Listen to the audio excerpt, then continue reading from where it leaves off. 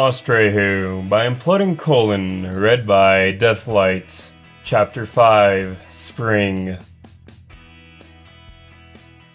Rainbow Dash shot up, gasping. She clutched for something, anything, and found a canvas blanket surrounding her. She hugged herself, shivering, under the shroud of the fallen night. Her breathing slowly settled, as well as the frantic heartbeat.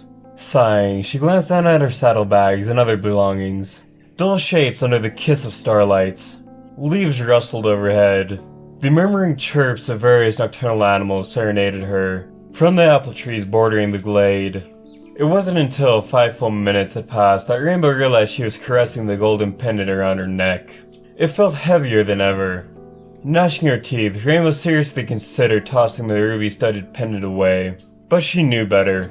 A cold wind blew through the shrouded valley. She felt her mane kicking like a flag behind her head. She prayed that there be colors when the sun rose. Gazing skyward, she regarded the stars with jaded interest. Her afternoon nap had carried her well into the fall of the evening, but now she had become completely restless.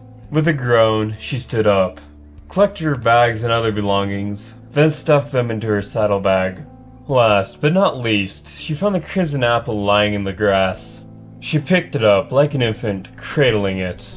Another breath left her, only this time she managed a slight smile. Eventually, she pocketed this too away.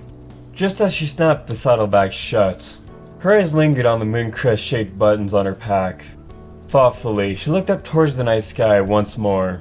A plume of pale clouds wafted overhead.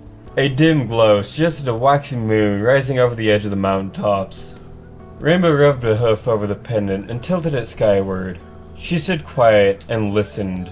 Nothing happened. The golden necklace was just as quiet and dormant as ever.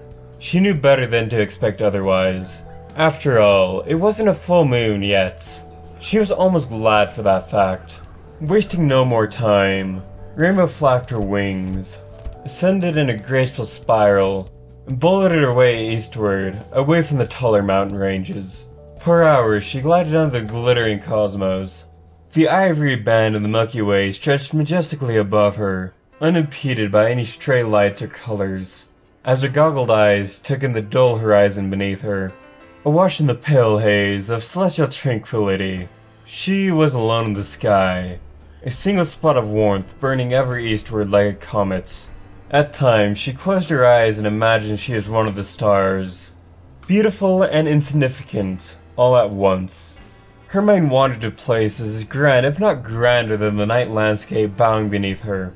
She knew that she was all that mattered in the grand silent dream of it all.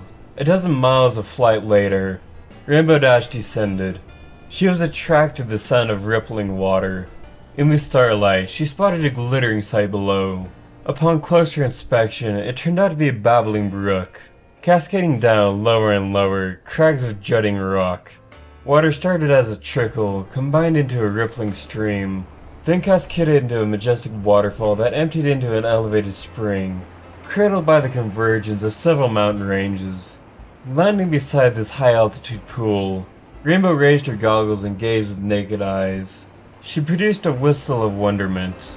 The water was so pure that even in the dim starlight, she could see 36 feet straight down to the bottom of the spring.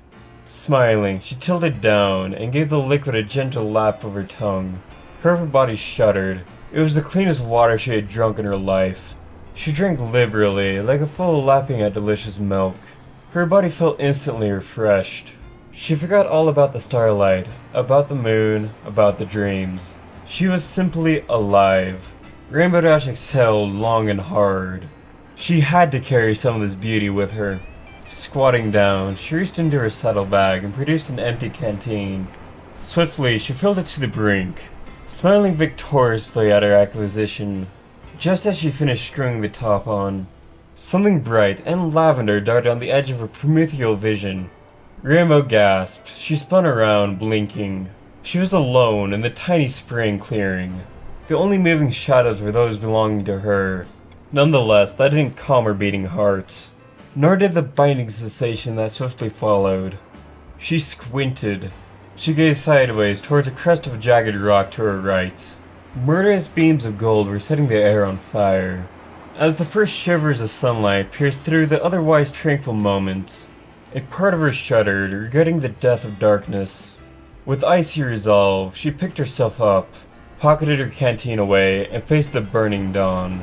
Raising her hoof, she twisted the dial on her goggles, and covered her ruby eyes with dark lenses. The pure taste of spring water was like an angelic song on the tip of her tongue. She savored it, as she did all pleasant favors that clung to her, and carried the weight of the pendant with her as she flew into the fire.